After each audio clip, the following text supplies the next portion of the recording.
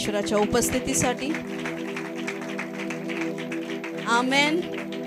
किती जणांकडे सिक्का आहे? 1 रुपया, 2 रुपये, 10 रुपये, 20 रुपये. मला नका देऊ, स्वतः जवळ ठेवा, तो बाहेर काढा.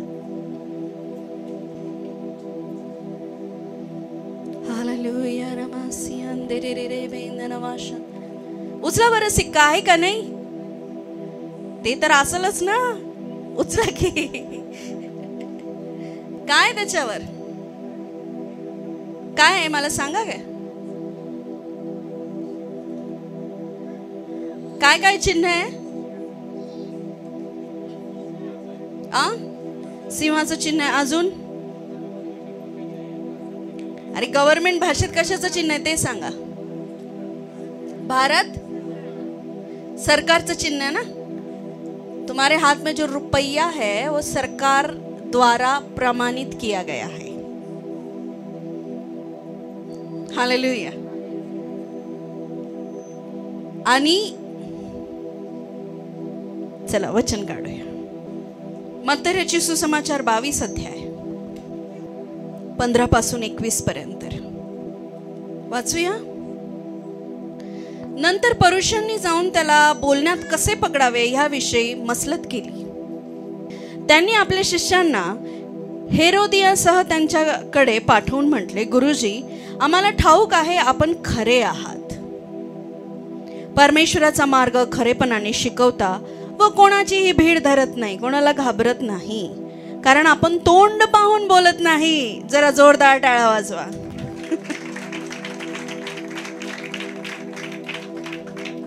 आपल्याला काय वाटते हे आम्हाला सांगा. कैसराला कर देणे योग्य आहे की नाही? आता हा जो प्रश्न होता ना, येशूला विचारण्यात आला, हा जो प्रश्न कसा होता? फसवेगिरीचा. येशूला कशात अडकवायचं होतं? कायद्यात. शास्त्री परुषी लोकांना येशूला कायद्यात अडकवायचं होतं आणि म्हणून हा प्रश्न त्यांनी केला. येशूनी त्यांचा दुष्टपणा ओळखून म्हणाला. आमेन. येशू ओळखतो आपल्यामध्ये आता काय चाललंय. जेव्हा तुम्ही म्हणत होते देखो भागा बघा, मी आशिष पास्टरला म्हटले लोकांना पळायला लेफ्ट राईट, त्यांनी माझं ऐकलं नाही. तर मी पाहत होते की खूप दुष्ट आत्मे पळत होते. म्हटलं एवढे आले कुठून? मग मला कळालं तुम्ही मध्ये आले ते बाहेर राहिले. टाळ्याने वाजवल्या. तुम्ही म्हणशाल पास्टर काय बोलता तुम्ही असं?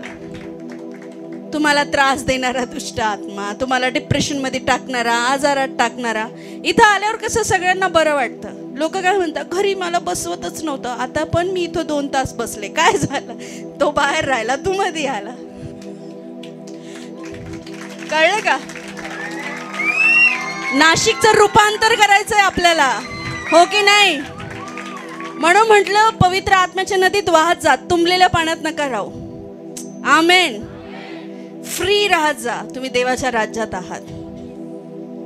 कोण असं आहे? एक उदाहरण घ्या. तुम्ही तुमचे लेकरं जेव्हा परक्यांच्या घरी जाता तेव्हा ते कसे बसता? एकदम शांत. पण जेव्हा बापाच्या घरी राहता तेव्हा ते बापाला पण आवरत नाही. तुम्ही तुमच्या बापाच्या घरी आहात, शांत बसायचं. हालेलुया. जिथं हालेलुया प्रेज द लॉर्ड ओरडण्याला नाही म्हणतात, ते परक्याचं घर आहे. Amen, amen, amen. God bless you. Yeshu त्यांचा दुष्टपणा ओळखून म्हणाला, अहो ढोंग्यांनो, माझी परीक्षा कशाला पाहता? पुढे कराचे नाणे मला दाखवा. तेव्हा त्यांनी त्यांच्याजवळ 1 रुपया दिला. त्याने त्यांना म्हटले, पहा, मुखवटा व हा लेख कोणाचा? कोणाचा आहे? सरकाराचा. हा, आता आपल्यासाठी काय ते बघूया. ते म्हणाले कैसराचा. तेव्हा त्याने त्यांना म्हटले, तर मग कैसराचे ते कोणाला द्या? म्हणजे देवाचे ते देवाला. हालेलुया.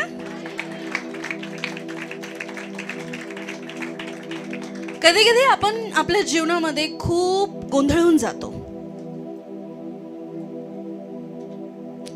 मी आता हे कसं करू, मी आता ते कसं करू.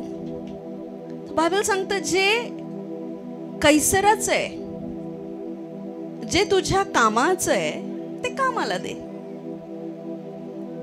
जे तू देवाला दिलं पाहिजे, तुझं तन मन धन ते देवाला दे. हालेलुया. जे कैसराचं आहे की नाही तुमच्याकडे नाणं, मग तुम्ही म्हणाल देवाचं कोण? देवाचे तुम्ही. तुमच्या हातातलं नाणं सरकारी कैसराचं नाणं आहे, पण तुम्ही जे नाणं आहात ते कोणाचं नाणं आहे? हालेलुया. मग जे कैसराचं आहे ते कैसराला द्या, जे देवाचं आहे ते देवाला द्या. हालेलुया. हालेलुया. याच्यावर कशाचा शिक्का आहे? गव्हर्नमेंटचा. जर तुमच्या याच्यावर गव्हर्नमेंटचा शिक्का नाही, तुम्ही जा सोरठच्या दुकानात या मग लहान मुलांच्या स्कूलच्या बाहेर जे छोटे छोटे, तिथे पण नोटा भेटतात 2-2 हजाराची, 3-3 हजाराची. त्याला काय महत्व आहे का? का बरं? त्याच्यावर सरकारी गव्हर्नमेंट अथॉरिटीचा शिक्का. लक्ष देताय तुम्ही माझ्याकडे? हालेलुया. आज जो शिक्का काढलाय ना तो तसाच ठेवा, त्याला खर्चू नका तुमच्या जीवनामध्ये. मी त्याला ब्लेस करते येशूच्या नावात, आणि ते सोने रुपये चांदीचे शिक्के तुमच्याकडे येतील येशूच्या नावामध्ये. Just receive in Jesus name. Hallelujah. Hallelujah. Amen. कारण परमेश्वर सांगतो मी माझ्या दासाचा प्रत्येक एक शब्द झेलून धरतो. जसा मुखातनं बाहेर पडतो तो काय करतो? झेलून धरतो. हालेलुया. हालेलुया. तर परमेश्वराने सांगितलं ज्याच्यावर त्याचा शिक्का आहे ते त्याला द्या, आणि जे देवाचं आहे ते देवाला द्या. पुढे वाचूया आपण. आता जे फरीसी लोक होते ते धार्मिक नियमाचं पालन करणारे आणि शास्त्रज्ञ होते, आणि हेरोदी जे होते, जे रोमी सरदारी सम्राटाचे एक राजकीय असा गट होता. आणि हे लोक येशूला अडकवण्याच्या हिशोबाने विचारलं की कोणतं कोणाला दिलं पाहिजे. येशू जर म्हटला द्या तर मग प्रॉब्लेम झाला असता. येशू म्हटला नका देऊ तरी पण प्रॉब्लेम झाला असता. येशूने काय म्हटले? जे ज्याला द्यायचंय, जे कैसराचं आहे ते कैसराला द्या, जे देवाचं आहे ते देवाला द्या. हालेलुया. कधी कधी आपल्याला प्रश्न पडतोच की प्रभू मी माझं जीवन कसं जगावं. आमेन. आता जर खूप छान वाटलं मला गवाही ऐकून की कोणी 10 दिवसाच्या फास्टिंग मध्ये, कोणी 7 दिवसाच्या फास्टिंग मध्ये, कोणी 3 दिवसाच्या फास्टिंग मध्ये. कलिसियात हेच झालं पाहिजे. लोक आत्म्याने परिपूर्ण होऊन वाढत गेले पाहिजे. हालेलुया. कलिसिया म्हणजे काय 2 तास आराधना करा, देवाचं वचन ऐका, डोक्यावर हात ठेवून प्रार्थना करून जा, नाही. तुमचं डेली लाईफ प्रभूमध्ये रुजलं पाहिजे. हालेलुया. कोणी असं आहे का इथे जे झाड लावतो आणि परत कधीच लक्ष देत नाही? तुम्ही पण एक जीवनरूपी झाड आहात आणि तुम्ही परमेश्वराच्या मंदिरात लावले गेले आहात. म्हणून त्याला खत पाणी घालणं, त्याच्याकडे लक्ष देणं हे आपलं काम आहे. म्हणजे तुमच्या शरीराचं काम आहे त्या आत्म्याला खत पाणी घालणं. हालेलुया. जो शरीरावर ताबा मिळवू शकला त्याच्यावर आत्मा जिंकला. हालेलुया. आणि जो शरीरावर ताबा नाही मिळवू शकत त्याचा आत्मा काय होईल? नाश पावेल. आमेन. हेजिकिएल 9:4 खूप अद्भुत आणि सुंदर वचन. परमेश्वर त्याला म्हणाला, नगरामधून यरूशलेम मधून जाऊन जी माणसं आपल्यात होत असलेल्या सर्व अमंगळ कृत्यामुळे उसासे टाकून विलाप करीत आहेत त्यांच्या कपाळावर चिन्ह कर. मला ऐकू येईल असे तो त्याला बाकीच्यांना म्हणाला, त्यांच्या मागून नगरात जा व संहार करा, कृपादृष्टी करू नका, गय करू नका. ही कोण माणसं आहेत? एक देवदूत नाश करायला चाललेला आहे. काय करायला चाललाय? देवदूत नाश करतो, देवदूत देवाच्या आज्ञा पाळतो. नीट लक्ष द्या मी काय सांगते. आता तुम्हाला कळून येईल खरा ओळख काय, खरा प्रकार काय. हालेलुया. परमेश्वर म्हटला तुला ह्या नगराचा नाश करायचा आहे. जर आपण 7-8 वाचलं पुढे, त्याने त्यांना म्हटले, मंदिर भ्रष्ट करा, अंगणे वधलेल्यांनी भरून टाका, चला निघा. तेव्हा त्यांनी जाऊन नगरात संहार केला. त्यांनी अशी कत्तल चालवली असता मी सुटलो, तेव्हा मी उपडा पडून ओरडून म्हणालो, हाय हाय प्रभू, तू यरुशलेमवर आपल्या क्रोधाचा वर्षाव करून अवघ्या अविष्ट इस्रायलांचा विध्वंस करशील काय. पुढे, तेव्हा तो म्हणाला, इस्रायल व यहुदा यांच्या घराण्याचा अधर्म अत्यंत भारी आहे. देश रक्तपाताने भरलेला आहे, कारण ते म्हणतात परमेश्वराने देशाचा त्याग केला आहे, परमेश्वर पाहत नाही. कधी कधी आपल्याला वाटतं देव काय पाहत. आपण माणसं कशी माहिती का, आपण कोणाला दान धर्म दिला का, आपण म्हणतो मग देव पाहतो ना आम्ही काय करतो काय नाही. पण जेव्हा पाप करतो तेव्हा आपण काय म्हणतो, त्यांनी पाहिलेलं. बायबल सांगतं त्याचे नेत्र सर्वत्र पृथ्वीवर लागलेले असतात. कधी कधी हसी मजाक मध्ये खूप जर मजाक झाली, हसी झाली, तरी पण माझा आत्मा मला गिल्ट मध्ये नेतो. काय नेतो? तुला शोभतं का? आणि मग मी देवाकडे लगेच क्षमा मागते. का बरं? कारण तुमच्यातला पवित्र आत्मा तुमच्या पापाची तुम्हाला जाणीव करून देतो. आणि जे लोक कठोर बनलेले असतात मधून, म्हणजे काय, आम्ही चर्चला जातोय हे देव पाहतो, पण आम्ही कलिसियाच्या बाहेर जाऊन आमची कृत्य काय आहेत हे देव पाहत नाही, असा त्यांचा समज आहे. परमेश्वर इथं सरळ रीतीने काय म्हणतोय की लोक म्हणतात, पाठीमागे घे बाबा, परमेश्वराने लोक म्हणतात कारण ते म्हणतात त्याने देशाचा त्याग केला आहे, परमेश्वर पाहत बिहित नाही. देव काय पाहत नाही, परमेश्वर सगळं पाहतो. तू एकांतात काय करत आहे, तू सगळ्यांसमोर काय करत आहे, तुझं वर्तणूक घरात काय आहे, आणि त्याचं रिझल्ट तुमच्या लाईफवर दिसतं. तुम्ही एखाद्या व्यक्तीला पाहिलं, अचानक असा उंच उंच उंच उंच जात राहतो, आणि एखादा तिथंच आहे, काहीच होत नाहीये त्याच्या लाईफमध्ये, स्ट्रगल मध्ये. कशाचा रिझल्ट आहे? एकांताचा. कारण बायबल काय सांगतं, जे तू गुप्त मध्ये करशील ते मी तुला सर्वांसमोर प्रतिफळ देईल. हो की नाही? आणि जे तू गुप्त मध्ये चुकीचं पण करशील त्याचं सर्वांसमोर तुला लाजिरवाणपणा राहील. पण कधी? आता 2 फरक आहे ह्याच वचनामध्ये. काय फरक आहे? एक तर परमेश्वर त्या दूताला म्हणतो, जा, जे उसासे टाकून आपल्या होणाऱ्या अमंगळ कृत्यासाठी रडत आहे त्यांच्यावर एक शिक्का मारून ये.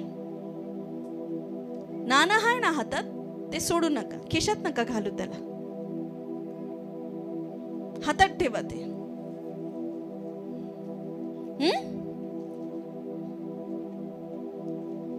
काय लिहिलं? त्यांच्यावर एक चिन्ह मार. जर चिन्ह नाही तर तुमची व्हॅल्यू नाही. हो की नाही? जर तुमच्या हातामध्ये जे नाणं आहे आणि त्या नाण्यावर जर गव्हर्नमेंटचा शिक्का नाहीये तर त्याला काही किंमत आहे का प्रियांनो? अजिबात नाही. हो की नाही? अजिबात नाही, किंमतच नाही त्याला. तुम्ही न्या बरं दुकानात, हा, ते म्हणतील हे काय आणतोय, हे जाऊन भंगाराला विक, कारण हे साधं लोखंड आहे. आमेन. पण त्याच्यावर चिन्ह आहे म्हणून त्याची व्हॅल्यू आहे, ते चालतंय. बरोबर. तसंच शास्त्र सांगतंय, जा, जे लोक, परत जा 4 वचनाकडे. परमेश्वर त्याला म्हणाला, नगरामधून यरुशलेम मधून जाऊन जी माणसं, म्हणा माणसं, जी माणसं आपल्यात होत असलेल्या अमंगळ कृत्याबद्दल उसासे टाकून विलाप करत आहे. म्हणजे काय करत आहे? पश्चाताप करत आहे. त्यांना चुकीच्या गोष्टी काय वाटत आहे? चुकीच्या वाटत आहे. मी खरंच अशी माणसं पाहिलीत ज्यांना चुकीच्या गोष्टी चुकीच्या वाटत नाही. ज्यांना शिव्या देणं अजिबात चुकीचं वाटत नाही, चोरी करणं अजिबात चुकीचं वाटत नाही. तो बापाचा पैसा असो का आईचा पैसा, तुमच्या बापाच्या खिशातनं न विचारता तुम्ही 10 रुपये जरी काढले की बापाला काय करणार आहे, 100 रुपयामधून 10 रुपये काढले किंवा 1000 रुपयामधून 10 रुपये काढले, तुझा बाप जरी ते कानगाडं करील, पण स्वर्गातल्या बापाची नजर तुझ्याकडे आहे.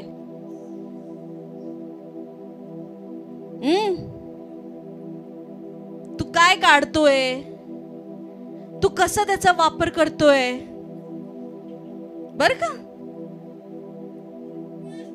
आणि काय होईल?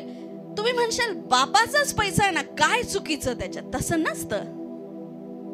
तू चोरीच्या दृष्टिकोनाने ती घेतली. तू आईचा घ्या, बापाचा घ्या, काकाचा घ्या, मामाचा घ्या, का मालकाचा घ्या, कोणाचाही घ्या. हालेलुया. मॅटर काय करतं? तुमची विवेक बुद्धी. म्हणा आहे ना तुम्हाला विवेक बुद्धी?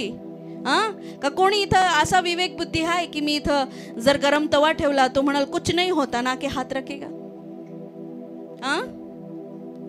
तेवढी विवेक बुद्धी आहे की काय गरम आहे काय थंड आहे? तसं आपल्याला पण विवेक बुद्धी असते की काय चुकीचं आहे आणि काय बरोबर आहे, हो की नाही? हालेलुया. तर परमेश्वर काय करतोय? सगळं बघतोय. तुमचं पश्चाताप पण बघतो आणि तुमचं कठोर हृदय पण बघतो. काही जण येणाऱ्या दिवसात पृथ्वीवर लोक कसे वागतील? कठोर. पास्टरने किती डमरू पिटला तरी त्यांच्या कानात जे कापसाचे बोळे नाही, तर त्यांच्या कानामध्ये कसले? लोखंडाचे बोळे. म्हणजे काय? No entry. त्या सुज्ञ आवाजाला तुम्ही बघा जगात जाऊन तसंच चाललंय. खाऊ तुम्हाला कळत नाहीये चुकीचं आहे? सगळं कळतं हो आम्हाला, पण आता काय सवय लागली.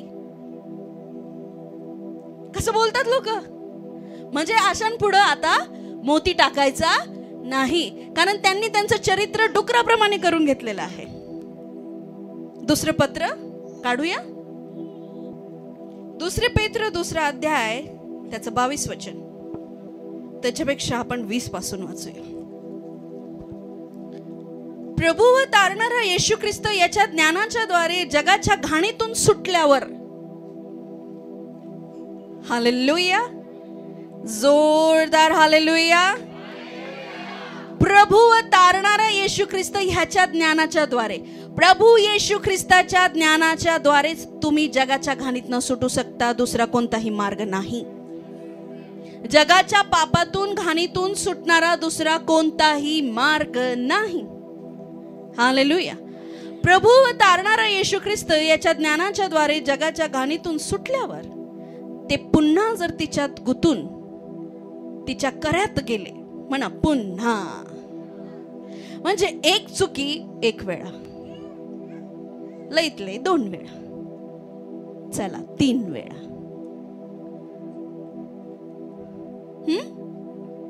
पण पुन्हा पुन्हा पुन्हा पुन्हा. लक्ष देताय माझ्याकडे? मी तुमच्याशीच बोलत आहे. पुन्हा पुन्हा पुन्हा पुन्हा पुन्हा पुन्हा तेच तेच. म्हणजे एकदा जर तुला ज्ञान झालं आहे की ही गोष्ट करणं चुकीची आहे, तर ती गोष्ट तू परत केली नाही पाहिजे. जर तुम्हाला ते कळालंय की हे माझ्या देवाच्या उपस्थितीपासून मला लांब नेतं, तर तू लांब गेला पाहिजे त्याच्यापासून. तुम्ही लांब गेले पाहिजे. ज्ञान मिळणं म्हणजे काय? जसा घडी घातलेला रुमाल उघडला जातो, तसा आपल्या जीवनात असलेल्या गोष्टी उघड होतात आणि मग ज्ञान मिळतं. आणि लिहिलंय प्रभू येशू ख्रिस्त ह्याच्या ज्ञानाच्या द्वारे जगाच्या घाणीतून सुटल्यानंतर, म्हणा जगात काही चांगलं नाहीये. आपण गाणं गायलं, दुनिया काय धोका देती है. किती जणांनी धोके खाल्ले बरं? धोके खाऊन इथं बसले तुम्ही. कशा बाबतीतही धोका. जर तिच्यात तुम्ही परत त्या कऱ्यात, त्या खड्ड्यात तुम्ही परत गेले, म्हणजे ज्ञान असून जाणं म्हणजे जाणून बुजून मुद्दामून करणं. म्हणजे कळतंय शिव्या देणं पाप आहे, पण तरी जाणून बुजून मुद्दामून करणं. कळतंय काही गोष्टी चुकीच्या आहेत तर त्या चुकीच्या आहेत, तरी जाणून बुजून मुद्दामून करणं, त्याला म्हणतात ज्ञान असूनही जगाच्या घाणीत परत पडणं. मी शिव्या आणि पाप हे शब्द वापरते, पण ह्याच्यापेक्षा पण मोठे आणि बऱ्याच मोठ्या, म्हणजे मोठ्या गोष्टी जगात आहेत. हालेलुया.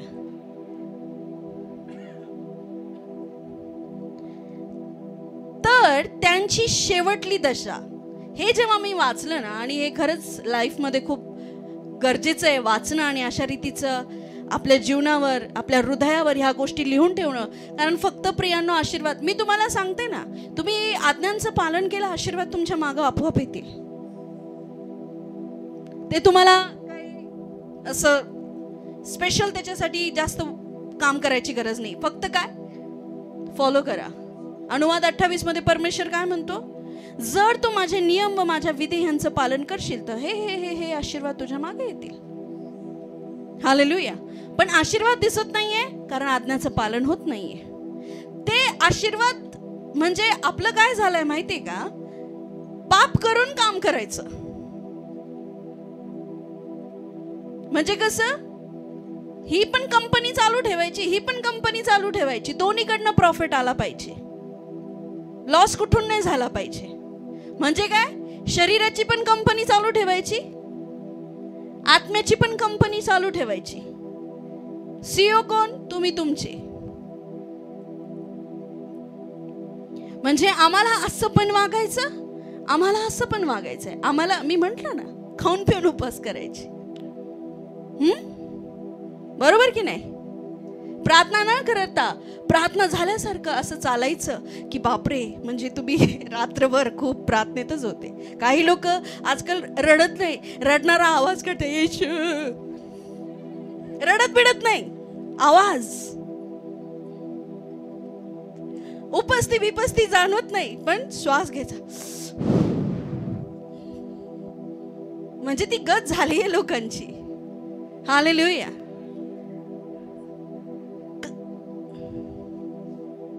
पुढे जाऊया. तर त्यांची शेवटली दशा पहिल्या दशेपेक्षा वाईट होईल. एक गोष्ट मंडळीने लक्षात ठेवावी, जर तुम्हाला ज्ञान आहे एखाद्या गोष्टीचं आणि तरी तुम्ही जाणून बुजून त्या कऱ्यात पडत आहेत, हालेलुया, जाणून बुजून ती चूक तुम्ही करत आहे, तर तुम्ही ज्या पहिले दशेतनं आले ना, म्हणजे ज्या परिस्थितीतनं देवानी तुम्हाला बाहेर काढलं, त्याच्यापेक्षा वाईट अशी परिस्थिती परत तुमच्या जीवनावर येऊ लागते.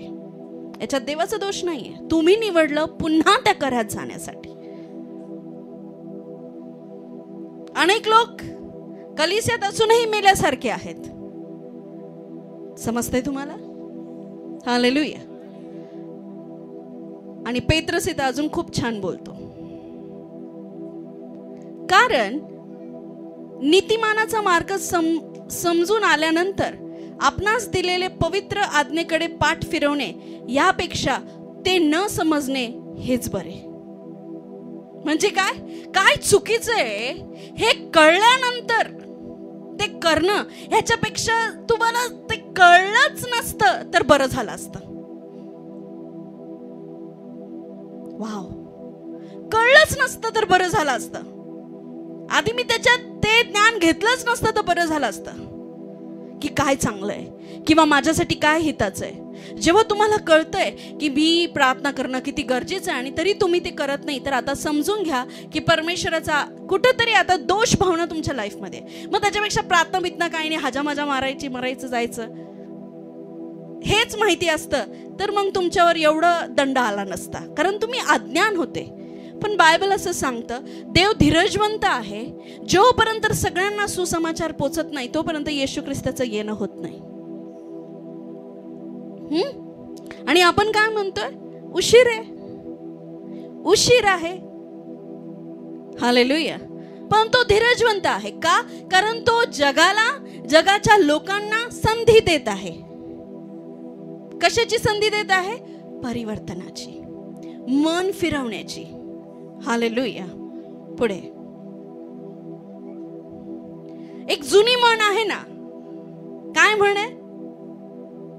सगळे वाचूया आपण जोरात. आपल्या येतं ना, वाचा ना. आपल्या, एक मिनिट, आपल्या पुढे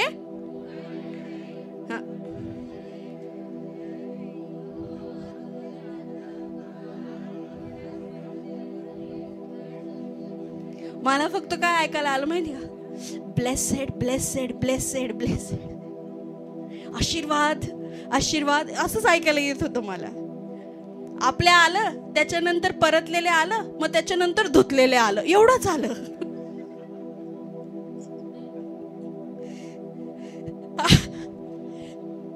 आपल्या परतलेले आणि धुतलेले एवढंच ऐकायला आलं. हालेलुया. आपल्या ओकारीकडे परतलेले कुत्रे. पत्रस लिहितोय, पत्रात कोणाला? कलिसियाला. काय लिहितोय? तुम्ही जेव्हा ज्ञान असून मागं फिरताना तेव्हा तुम्ही ती म्हण ऐकलीये का हो? किंवा तुम्ही ते कुत्र पाहिलंय का हो, जे वक्त आणि परत जाऊन त्याला चाटत? किती घाण वाटतं ना. पण ते ह्या लोकांना दर्शवतं जे एकदा चूक करता, ज्ञान मिळतं, पण परत तीच चूक करता. दुसरं, अंग धुतल्यानंतर गाळात लोळण्यास परतलेली डुकरीन. म्हणजे बायबल पण खरंच एकदा पवित्र शास्त्रासाठी आणि या पत्रसाठी धन्यवाद. हालेलुया. काय तोंड पाहून देव बोलत? काय माहिती आज किती जण धुतले जातात. आमेन.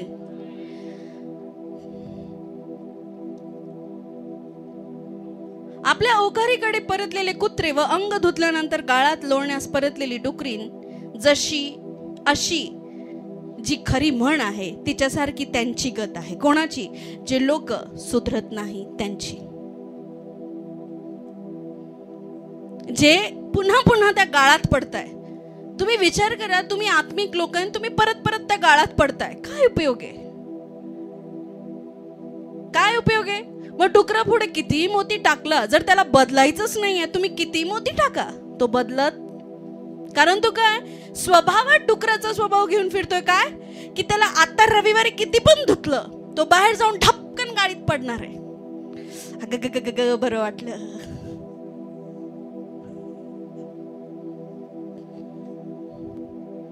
असंच फील होतं जेव्हा पाप करतो ना. मनाला कसं वाटतं? शांत.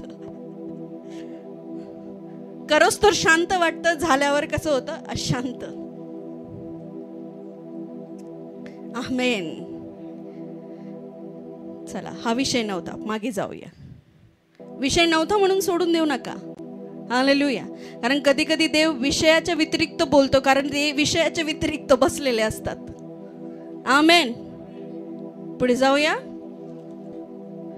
परमेश्वर म्हणाला, नगरामधून यरूशलेममधून जाऊन जी माणसं आपल्यात होत असलेल्या सर्व अमंगळ कृत्याबद्दल उसासे टाकून विलाप करीत आहेत त्यांच्या कपाळावर चिन्ह कर. विलाप करणं म्हणजे प्रार्थना करणं, पश्चाताप करणं. Hallelujah, hallelujah, hallelujah. काय करतायत? ज्यांनी आपलं मन पापापासून वळवलंय, जा स्वर्गदूता त्यांच्यावर एक शिक्का मारून ये. आमेन. काय करू नये? आता आपल्याला कळेलच किती लोकांवर शिक्का आहे आणि कितींवर नाही. हा शिक्का दिसणारा नाही, तर हा आत्मिक आहे. हा कोणाला दिसतो? दुष्ट आत्म्यांना. आणि पवित्र आत्म्याला. हालेलुया. तो जो शिक्का आहे, कोणता? देवाच्या आत्म्याचा, स्वर्गीय शिक्का. कोणावर आहे तो शिक्का? जे आपले पाप करत नाहीये, जे वळाले त्याच्यातनं, आणि ते फक्त स्वतःसाठीच उसासे धरून प्रार्थना नाही करत आहे, तर ते इतरांसाठी पण प्रार्थना करत आहे. जा आणि त्यांच्या कपाळावर एक चिन्ह कर. प्रकटीकरण 3:3-4 काढूया. प्रकटीकरण 22:3 आणि 4 वचन.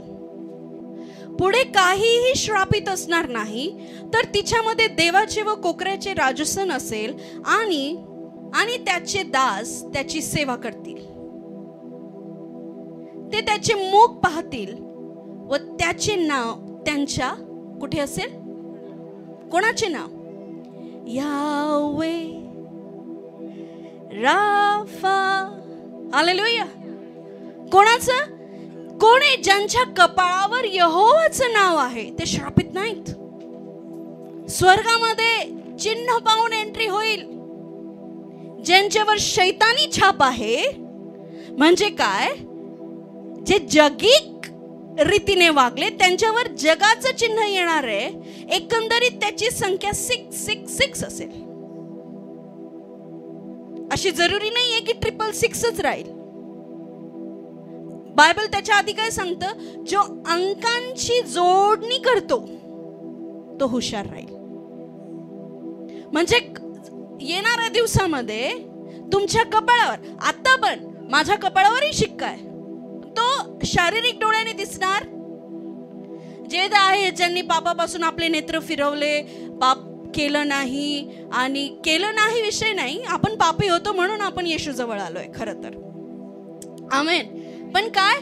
त्यांच्याकडे जा, जे उसासे काढून रडताय आणि काय करताय? पश्चाताप करताय आणि काय करताय?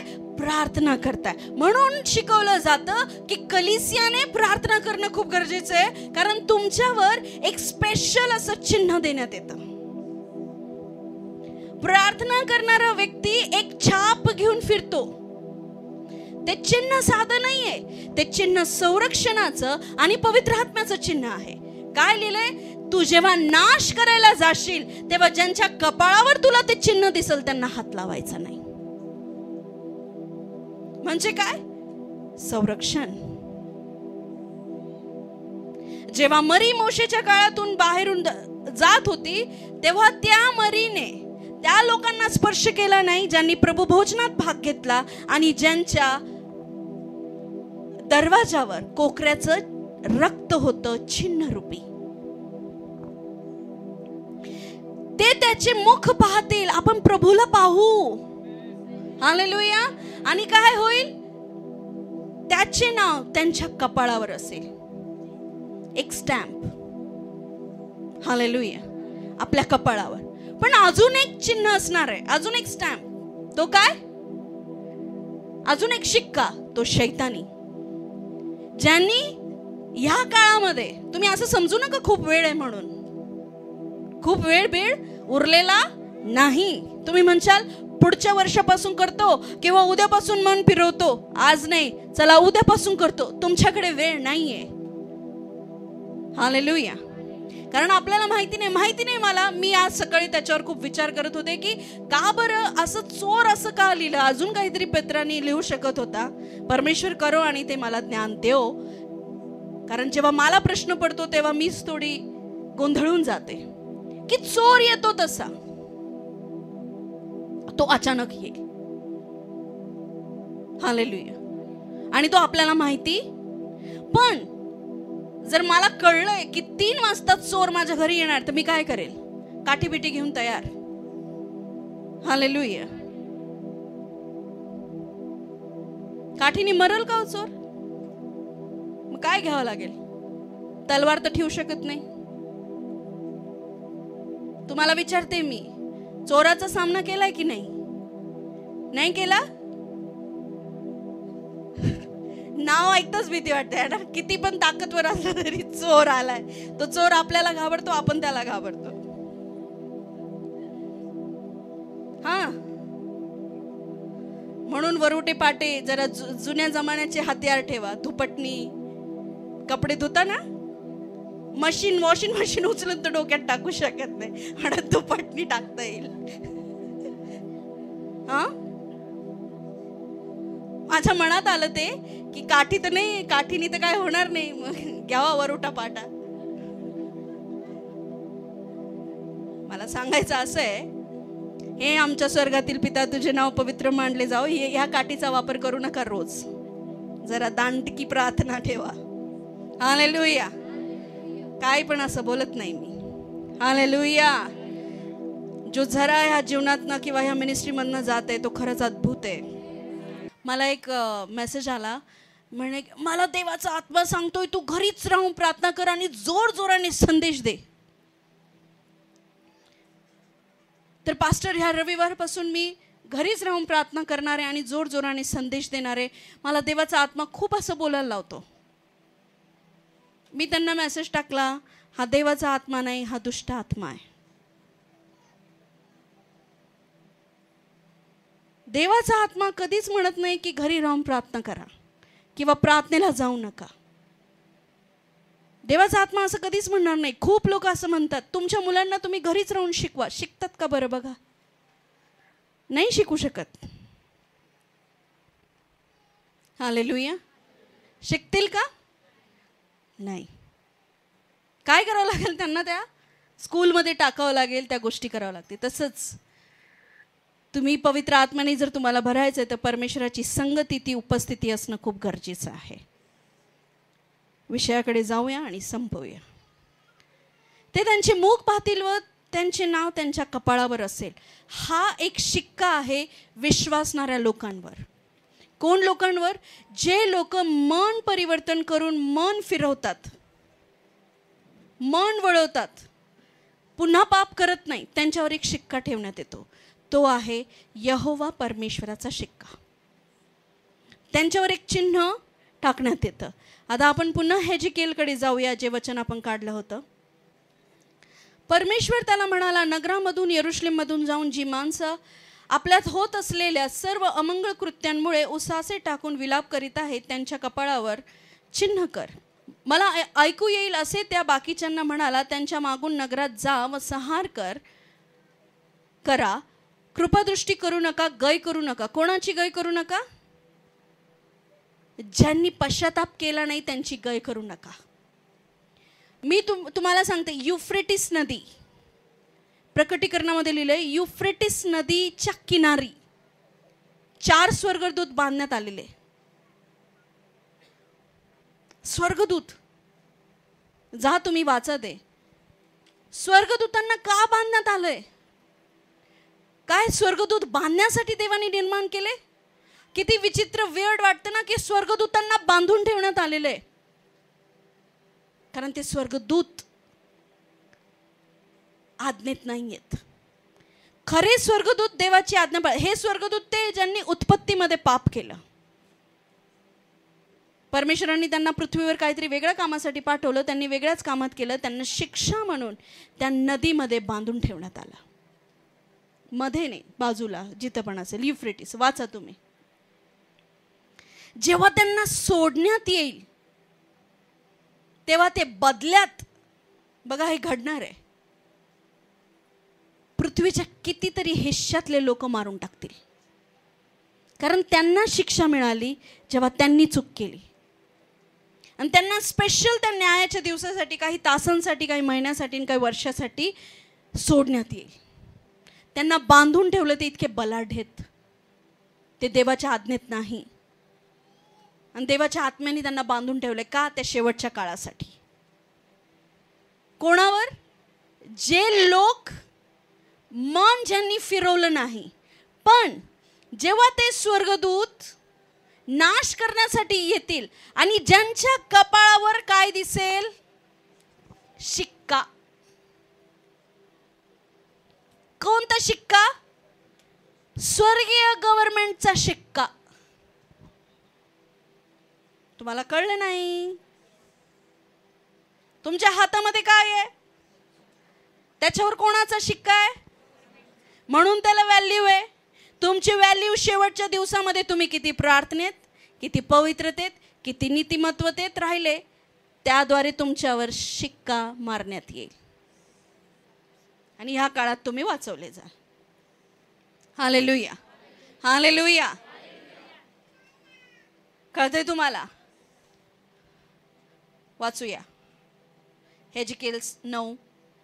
वृद्ध, तरुण, कुमारी, मुले व स्त्रिया यांची निखलास कत्तल करा, पण ज्यांच्यावर चिन्ह असेल त्यांना स्पर्श करू नका. हालेलुया. काय करा? वृद्ध, तरुण, कुमारी सगळ्यांना काय करा? मारून टाका, त्यांची कत्तल करा. का करा? कारण ह्यांनी माझं ऐकलं नाही, ह्यांनी तारणाच्या संदेशावर विश्वास ठेवला नाही. लोक ओरडून सांगत गेले येशूमध्ये तारण आहे, येशूमध्ये उद्धार आहे, परमेश्वराचे दास येऊन गेले, पण ह्यांनी काय केलं? त्यांनाच मारून टाकलं. पण जेव्हा ते स्वर्गदूत सुटले जातील, खवळलेले ते कितीतरी वर्षापासून त्यांना बांधून ठेवलेलं आहे. जेव्हा काय लिहिलंय तुम्ही प्रकटीकरण जर वाचलं, पहिला स्वर्गदूत उठ गया आणि त्याने काय केलं? तो कटोरा पहिल्या स्वर्गदूताने उंढेला आणि त्याने एवढ्या तिहाईती लोकांना मारून टाकलं. मग दुसऱ्या स्वर्गदूताने हीच मरी पाठवली. तिसऱ्या त्यांना स्पेशल कामासाठी ठेवलेलं आहे, पण ज्यांच्यावर चिन्ह असतील त्यांना स्पर्श करू नका. हा सिस्टम देवाने आधीच बनवून ठेवलेला आहे. मी आता तुम्हाला विचारते, किधर आहे तू? तुमच्या हातात असलेल्या नाण्याला शिक्का आहे, तो व्हॅल्युएबल आहे, तुम्ही त्याची एवढी व्हॅल्यू करताय. तुम्ही पण एक नाणं आहात आणि तुमच्यावर पण शिक्का असला पाहिजे. तुम्ही एक हेवनली प्रॉपर्टी आहात, स्वर्गीय प्रॉपर्टी आहात, पण त्या प्रॉपर्टीवर जर तो कोरा फट कागद आहे, त्याच्यावर कोणत्याही परमेश्वराच्या अनुग्रहाचा शिक्का नाही, येशू ख्रिस्ताच्या तारणाचा शिक्का नाही, त्याला स्वर्गात व्हॅल्यू नाही आणि तो स्वर्गदूत गाय पण करणार नाही. कारण त्याला आज्ञा कशी आहे? ज्याच्यावर चिन्ह दिसल त्याला हात लावायचा नाही. तुम्ही म्हणा नाही नाही नाही नाही मी आत आलो ना चिन्ह मारून, तो म्हणाल तू मारून ये नाही तर काय कर, तुझ्यावर आता चिन्ह नाही, तू केला. काय लिहिलेलं आहे? अजिबात गय करू नका, सरळ निखलास. हालेलुया. कोणाची आज्ञा? स्वर्गीय देवाची. आपल्याला वाटतं कुछ नाही होता, आज कर लेंगे, कल क्षमा मांग लेंगे. मी लय लोकांचं पाहिलं, पास्टर आम्ही लग्न करून घेतो तिच्या बरोबर, सगळं करून घेतो, जे देवाला आवडत नाही ते सगळं करून घेतो, नंतर येऊन आम्ही क्षमा मागतो. नाही होत तसं. जे काही आहे ते समोर पहिले पारखून करा. जर तुम्ही ज्याच्याशी लग्न करणार आहे, मुलांनो मुलींनो, जर तो आत्म्यात 80% आहे तर तो लग्नानंतर 70 होईल पण 90 होणार नाही. काय बोलले मी? 70 होईल पण 90 होणार नाही. जर एखादी मुलगी आज तुला दिसती ती 50% प्रभू मध्ये आहे, किती टक्के? आजकाल मुलीला जरा गेलाय कामातनं, जरा जास्तच मागं लागतात मुलांच्या. मुलं पण मागं मागं पळतात. काय दुसरे काम नाही ना? काय दुसरे काम नाही? आज ते जरा बिझी, तर लक्ष गेलं नसतं, पण लक्ष कुठे आहे? तिथंच. कधी नोटिफिकेशन येईल, कधी मेसेज येईल, कधी रिप्लाय करू, म्हणजे वाटच बघतात सगळे. आपण जवानांचं घेतो, चला पुढे बघूया. जर ती मुलगी आज 50% म्हणजे थोडीशी प्रार्थना करती, म्हणती मैं 10 मिनिट प्रार्थना करती है, मग तू म्हणशील ठीक आहे शादी के बाद मैं तुझे आधा घंटा सिखाऊंगा. ती तुला नाही 10 मिनिटावर घेऊन आली तर काय? ती म्हणत नाही नाही 10 मिनिट ही करने का, बाकी घूमने जाने का, पिक्चर देखने का. तू म्हणाल हा चला. मग येईल हा स्वर्गदूत, कुवारी तरुण सगळ्यांचं कत्तल करा.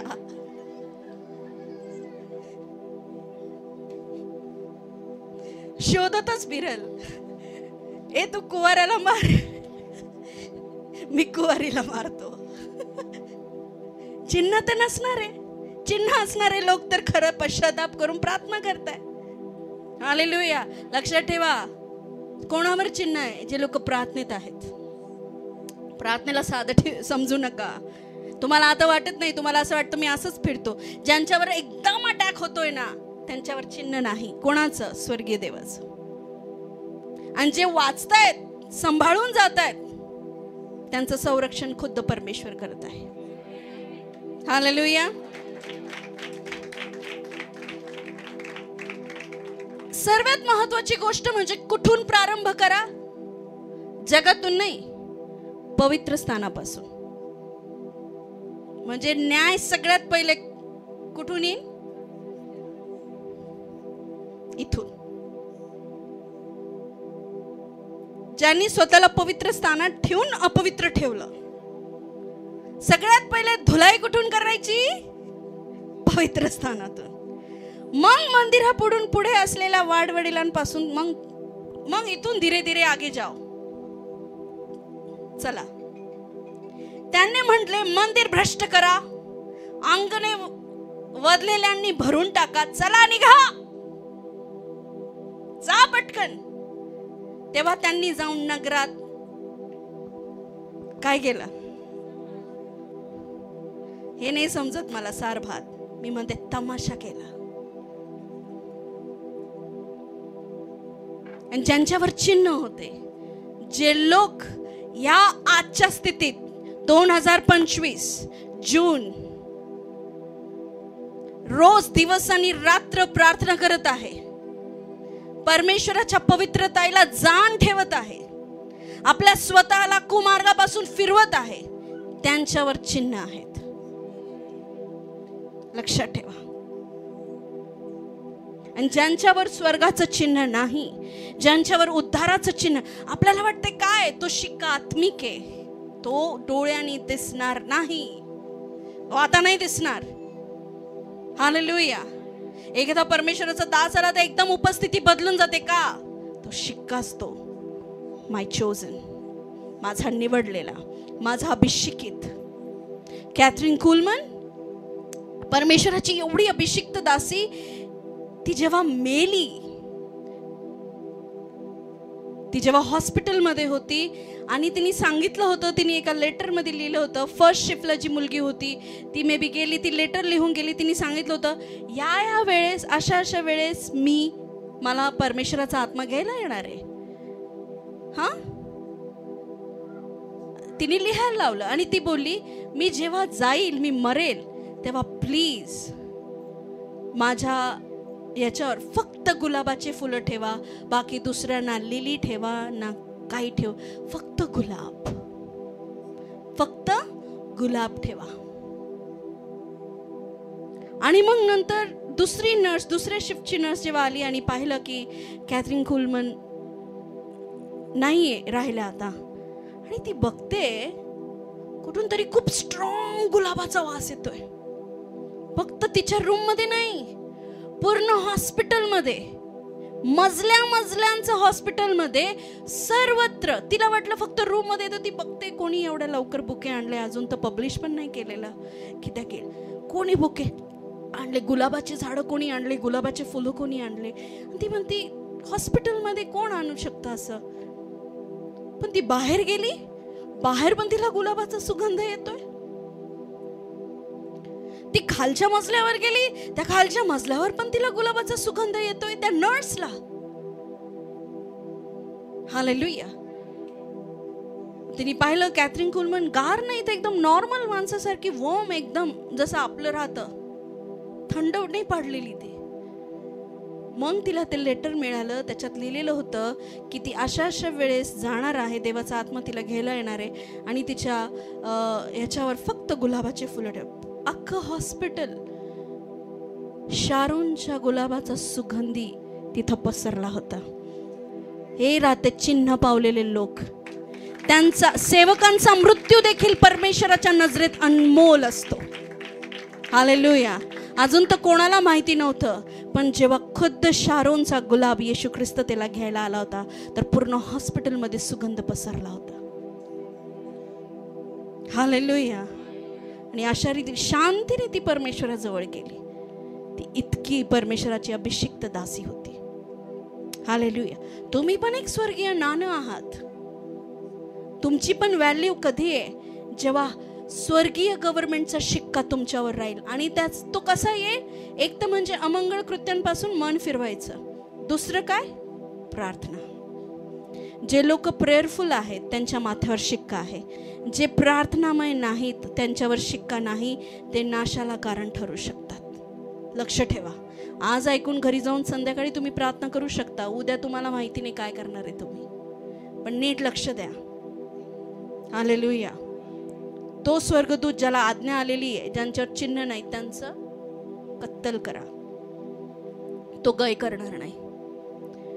पण येशूनी स्ट्रिक्ट देवाने वॉर्निंग दिली, ज्यांच्या माथ्यावर चिन्ह असेल त्यांना हात लावू नका. जे पापातनं ज्यांनी मन फिरवलेलं आहे आणि ते परत करत नाहीये त्यांना हात लावायचा नाही. जे माझ्या मार्गावर चालले त्यांना हात लावायचा. हालेलुया. कळलं तुम्हाला? तुम्ही पण एक नाणं आहात. तुमच्यावर पण स्वर्गीय गव्हर्नमेंटचा शिक्का पाहिजे. हालेलुया. कारण बायबल सांगतंय त्यांच्यावर तो मारण्यात येईल. ज्या क्षणी तुम्ही पश्चाताप करता, मन फिरवता, आपलं जीवन प्रार्थनामय करता, स्वर्गदूत येतो आणि एक स्टॅम्प मारून जातो. नाव you are valuable person for heaven. Hallelujah. आता तू एक असं नाणं आहे जे स्वर्गात चालू शकतं. आता तू एक असं नाणं आहे ज्याची स्वर्गात ओळख आहे. हालेलुया. परत मी तुम्हाला सांगते, तुम्ही भारताचा पैसा अमेरिकेत चालू शकत नाही. तुम्ही जा साधं आईस्क्रीम शॉपमध्ये आणि त्याला म्हणा, घे बाबा 10 रुपये किंवा 100 रुपये आणि मला आईस्क्रीम दे. तो म्हणाल ह्याची व्हॅल्यू इथे नाही. तुला भारताचा पैसा भारतात चालवावा लागेल. अमेरिकेचा पैसा अमेरिकेत चालवावा लागेल. हालेलुया. मग जर तुम्हाला स्वर्गीय देवाची भेट घ्यायची असेल, चला ऐकून घ्या सगळेजण, जर तुम्हाला स्वर्गीय देवाची भेट घ्यायची असेल तर तुम्हाला स्वर्गाचं नाणं बनावं लागेल. हालेलुया. दुसरी गोष्ट, येशू ख्रिस्ताला आपला प्रभू तारणारा स्वीकारल्याशिवाय तुम्ही त्या स्वर्गाचे वारीस होऊ शकत. तुम्ही कुठेही जा, कुठेही जा, किती शुद्ध नदीत आंघोळ करा, किती लोकांना दान धर्म करा, काही करा, काहीही करा, पण जोवर तुम्ही येशू ख्रिस्ताला आपला प्रभू म्हणून स्वीकार करत नाही, तारणारा स्वीकार करत नाही, तोपर्यंत तुम्ही स्वर्गाचे नाणे होऊ शकत नाही आणि स्वर्गाचा अनुभव घेऊ शकत नाही. हालेलुया. हालेलुया. तर तुम्ही पण एक नाणं आहात. कैसराचं कैसराला द्या, जे देवाचं आहे ते देवाला द्या. तुम्ही देवाचे आहेत, तुमचं जीवन देवालाच द्या. हालेलुया. तुम्ही जिवंत परमेश्वराचं नाणं आहात. प्रभू काय म्हटलं? तुम्ही आहात, तुम्ही माझ्यासाठी मोती आहेत. तुम्ही माझ्यासाठी ते उत्तम प्रकारचं मोती आहे. मी तुमची किंमत करतो. हालेलुया.